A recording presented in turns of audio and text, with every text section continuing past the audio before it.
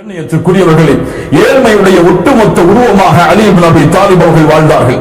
ஏழ்மையுடைய அந்த ஏழ்மையை விவரிக்கவே முடியாது. அதுவும் யார் அவர்கள்? முஹம்மது ரசூலுல்லாஹ்வுடைய வளர்ப்பில் வளர்ந்தவர், முஹம்மது ரசூலுல்லாஹ்வுடைய குடும்பத்தார், ஒரு உலகத்துடைய தலைவருடைய குடும்பத்தில் பிறந்தவர், அந்த குடும்பத்தில் வளர்ந்தவர், அல்லாஹ்வுடைய தூதருடைய வீட்டின் பட்டறையில் தன்னுடைய வாழ்க்கையை வளர்த்தெடுத்தவர், அல்லாஹ்வுடைய தூதருடைய மகளை திருமணம் முடித்தவர். அல்லாஹு அக்பர். சாதாரண ஏழ்மை அல்ல. ஒரு முறை ஃபாத்திமா ரலியல்லாஹு அன்ஹா அவருடைய கரத்தை அலி இப்னு அபி தாலிபுக்கு காட்டுகிறார்கள். அல்லாஹு அக்பர். உலகத்தின் சிறந்த பெண் ஃபாத்திமா என்ற பெயரை சொன்னவுடன் தம்முடைய பெண்களுடைய உள்ளங்கள் எல்லாம் தாழ்ந்து விட வேண்டும். அவ்வளவு பெரிய கற்புக்கரசி. அவர்களை போன்று கணவனுக்கு மரியாதை செய்வது, அவர்களை போன்று கணவனுக்கு கட்டுப்படுவது, அவர்களை போன்று கணவனுக்கு தூய்மையாக வாழ்வது இந்த உலகத்தில் அந்த சிறந்த பெண்களை தவிர யாராலும் முடியாது.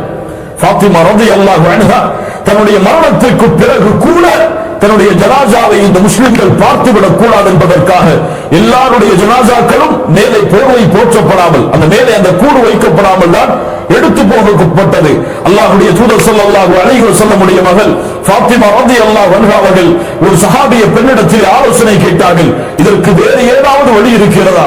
இப்படிப்பட்ட நிலையில் கூட என் உடலை யாரும் பார்த்துவிடக் கூடாது, உடலுடைய வாகை கூட அதனால் மேலே ஒன்று போற்றப்பட வேண்டும் என்று, தன்னுடைய ஜனாசா இப்படித்தான் போற்றப்பட்டு எடுத்துச் செல்லப்பட வேண்டும் என்று அறிவுரை செய்தவர்கள் ஃபாத்திமா ரலியல்லாஹு அன்ஹா. அல்லாஹு அக்பர், அல்லாஹு அக்பர். அல்லாஹ்வுடைய தூதர் ஸல்லல்லாஹு அலைஹி வஸல்லம் ஃபாத்திமா அவர்களை பார்த்து ஒரு முறை கேட்டார்கள், ஃபாத்திமா எது அழகு? என்ன கேட்டார்கள்? ஃபாத்திமா எது அழகு? ஃபாத்திமா ரலியல்லாஹு அன்ஹா சொன்னார்கள், அல்லாஹ்வுடைய தூதரே, எது அழகு தெரியுமா?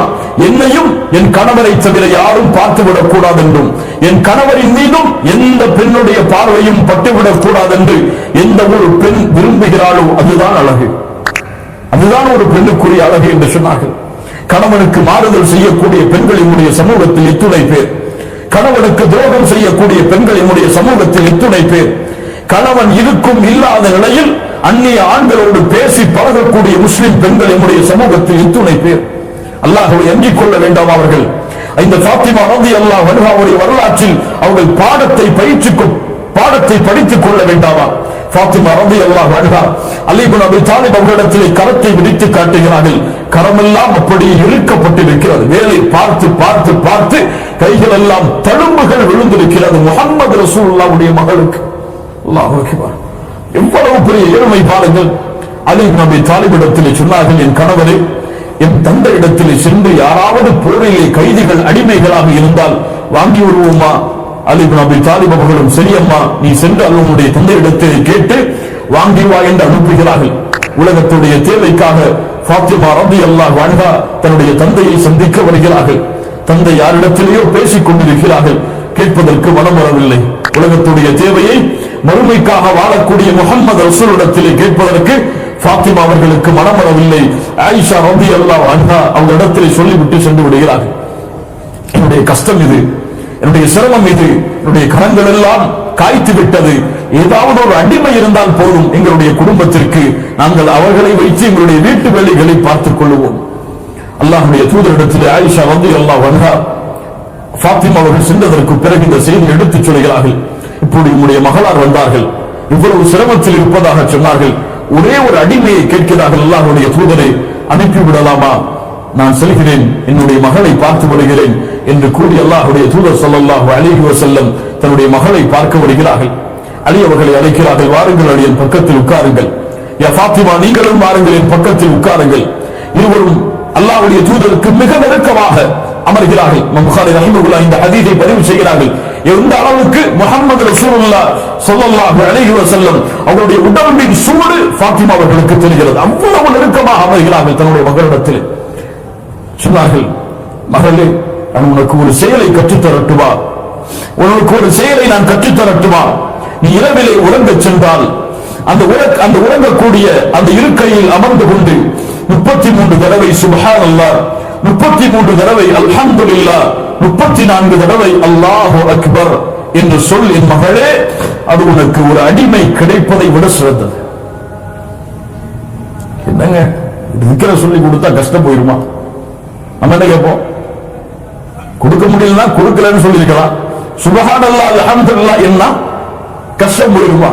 அல்லாஹ்வுடைய தூதர் ஸல்லல்லாஹு அலைஹி வஸல்லம் இந்த இடத்திலே ஒவ்வொரு பிள்ளைகளை வளர்க்கக்கூடிய பெற்றோர்களும் கொஞ்சம் கவனத்தை செலுத்துங்கள். தன்னுடைய பிள்ளை உலகத்தின் தேவைக்காக தன்னிடத்திலே வந்து இருக்கிறார். அல்லாஹ்வுடைய தூதர் நினைத்திருந்தால் தன்னுடைய பிள்ளைக்கு அதை கொடுத்திருக்கிறார். தன்னுடைய அடிமைகளில் யாராவது ஒருவரை கூட தன்னுடைய மகனுக்கு வேலை பார்ப்பதற்காக அல்லாஹ்வுடைய தூதர் நியமித்திருக்கலாம். ஆனால் உலகத்துடைய தேவை வந்த பொழுது, மகளே மறுமையின் தேவைக்காக நீ உன்னுடைய கவனத்தை திருப்பு என்று தன்னுடைய மகளை வளர்த்தெடுத்த முறை முஹம்மது ரசூலுல்லாஹ் ஸல்லல்லாஹு அலைஹி வஸல்லம். ஏன்? என் மகளே, உன் கஷ்டம் நீங்க வேண்டுமா? உன் சிரமம் நீங்க வேண்டுமா? உன்னுடைய உடலுடைய சோர்வுகள் எல்லாம் அகல வேண்டுமா? அல்லாஹ்வை துதி, அல்லாஹ்வை புகழ். இரவிலே நீ உறங்குவதற்கு உட்கார்ந்தால் 33 தடவை சுப்ஹானல்லாஹ், யா அல்லாஹ் நீ மகத்துவமானவன், யா அல்லாஹ், அல்லாஹு அக்பர், யா அல்லாஹ் நீ மிக பெரியவன், யா அல்லாஹ், அல்ஹம்துலில்லாஹ் புகழெல்லாம் உனக்கு யா அல்லாஹ் என்று உள்ளத்தால் நீ அந்த திக்ரை ஓதிவிட்டு உறங்கு. உனக்கு ஒரு அடிமை கிடைப்பதை விட சிறந்தது. என்ன அர்த்தம்? உன் கவலைகள், உன் கஷ்டங்கள், உன் துயரங்கள், உன் துன்பங்கள் எல்லாவற்றையும் அல்லதீன ஆமனு வதத்மஇன்னு குலூபுஹும் பிதிக்ரில்லாஹ். மூமின்கள் யார்? அவர்களுடைய உள்ளம் அல்லாஹ்வின் நினைவால் சாந்தி அடையும்.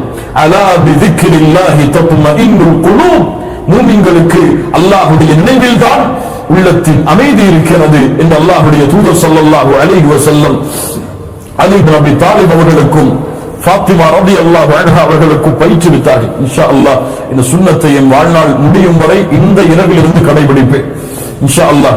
அலி இப்னு அபி தாலிப் சொல்கிறார்கள், இந்த செய்தியை அல்லாஹ்வுடைய தூதர் எனக்கு சொன்னதிலிருந்து என்னுடைய மரணம் வரை என்னுடைய வாழ்நாளில் உறக்கம் என்று எப்போதெல்லாம் ஏற்பட்டிருக்கிறதோ எந்த இரவையும் விடாமல் நான் இதை சொல்லிக் கொண்டு வந்தேன். இந்த சுன்னத்தை பின்பற்றக்கூடிய முறை.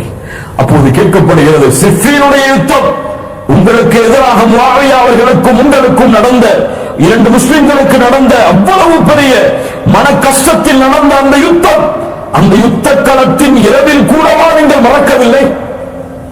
அலி இப்னு அபி தாலிப் சொன்னார்கள், அந்த இரவும் மறக்கவில்லை, இதை செய்தேன். அல்லாஹ் அக்பர். அல்லாஹ் இந்த சுன்னத்தை பின்பற்றக்கூடிய பாக்கியத்தை கொடுப்பானா?